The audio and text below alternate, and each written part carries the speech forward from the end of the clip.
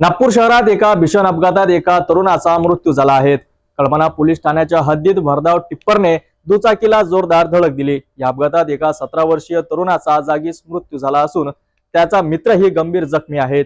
Tipper चालकाने अपघातानंतर घटनास्थळावरून पळ काढला असून पोलिसांनी त्या विरोधात गुन्हा दाखल केला आहे। पाहूया सविस्तर रिपोर्ट। हा धक्कादायक अपघात 4 मार्च 2025 रोजी रात्री 12:45 सुमारास कळमना हद्दीत घडला।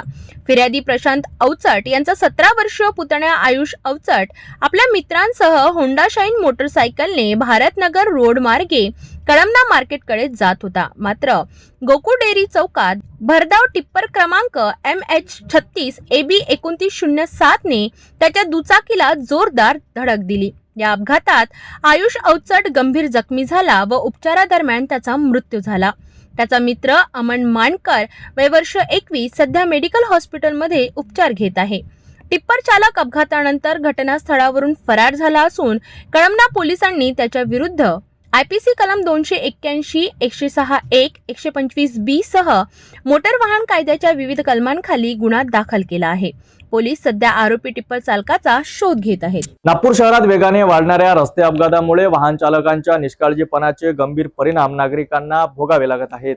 या घटनेनंतर प्रशासनाने अशा निष्काळजी चालकांवर कठोर कारवाई करण्याची गरज आहे।